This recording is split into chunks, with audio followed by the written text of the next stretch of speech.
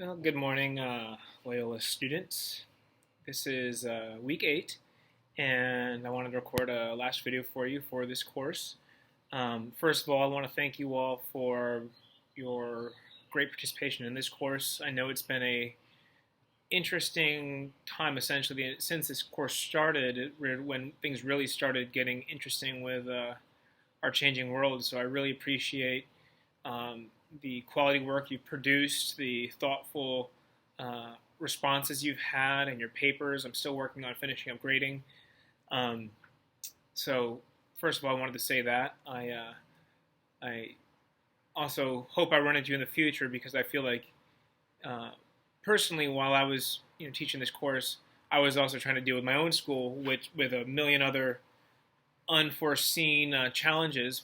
But I hope that you've gotten something out of this course. I hope that if at the very least it's inspired you to think about technology differently or any other aspect of your own practice differently. Um, so, um, so we all do it our best, and it also sort of just general insight that I've been sharing with my own staff, both at the university I am a director of a program at, as well as at my own school with the teachers, is understanding that we are all doing our best right now, even though our best right now is not the best that we can normally produce. Also, because the product that we're trying to produce is not the product that we were trained to produce, nor what we thought we were producing. So we are all evolving.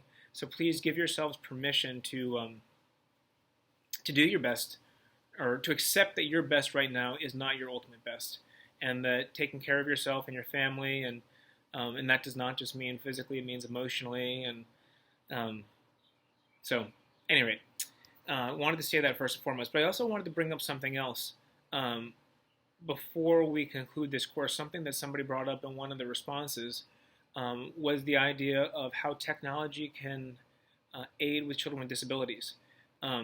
We did not talk about it explicitly in any of the readings, um, but it's an important piece. Tim mentioned, if any of you who were there at the Zoom meeting with Tim Selden heard him talk about when he was a young child back in the 1800s. No, I'm just kidding. Um, a long time ago, where he basically had to produce Word documents on a typewriter because his handwriting was so bad. I know Tim quite well, and I know that he wouldn't have a problem me sharing this, but um, writing has never been his forte. Physical writing, his handwriting right now, if you try to read it, is virtually impossible. Um, so he relied on technology. In that case, it was a typewriter, and eventually it's become word processors and computers. And what that has been able to do is that has been able to give him the ability to compose, um, even though he has limitations on writing. When I say limitations, it's not that he can't write; it's something that he struggles with. I too, I actually diagnosed dyslexic when I was in first grade. Um, didn't like reading at all. Um, had a phobia of writing because I just wasn't very good at it. Um, and something that certainly wouldn't have helped is if teachers were constantly telling me to rewrite things because my spelling was wrong or my letters were backwards. What that does is it creates a phobia of writing. So children just don't like to write. But what we need to remember is different is the physical mechanics of writing, whether that be grammar or literally making the characters, that's different than actually composition. Composition is literally being able to create thoughts and put them onto paper. So there are some wonderful composers that may never have mechanical skills to write. So if we as teachers were constantly telling them redo this, redo this, redo this because your physical writing wasn't done well, we would essentially retard their joy of writing or their ability to write because they associate it with this negative feedback. Well, it's positive feedback. Well, longer story. We're not going to get any BCBA. But basically, because of technology, many people who wouldn't be able to write because they physically just struggle with it have outlets for writing. And as children get older, the ability to compose becomes more important. Um, working in a school that went up through high school, I had many children that had wonderful thoughts, creative thoughts, and but literally we had to break through that barrier and help them understand that just because they aren't great spellers or have poor penmanship, that doesn't mean that they can't compose. So they've been able to use word processors, and especially in light of the fact that we're moving more and more towards word processing, it's an important piece. So that is just an example of a way in which technology uh, not only can be used, but ought to be used, in my opinion. If it can do things and give children opportunities that they might not otherwise have. Um, you know, verbal, Dragon software where you can dictate. Why is that?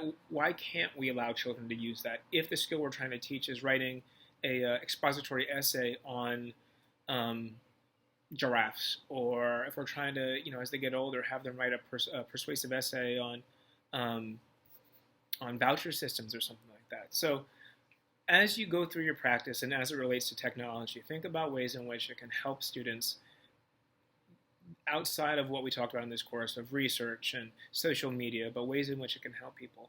If you look at people like Stephen Hawkins, right? I mean, he obviously could not write. I mean, it just was physically impossible. So technology gave him the opportunity to share, and he obviously, as we know, is one of the most brilliant minds that we've ever known. And even just, as I think about it, I just think about what technology has been able to do. Thinking as far back as the Gutenberg printer, right? It's able to share information that otherwise wouldn't be available. So just some thoughts I had that I wanted to share because we hadn't talked about in the class is that technology can also just assist in ways that we hadn't talked about. So there you have it, folks. I really enjoyed teaching this course with you all. Again, I really appreciate all the hard work you put in, and I wish you all the very best of luck for the remainder of this program and for the remainder of your year in whatever capacity that looks like. And I look forward to running into you again.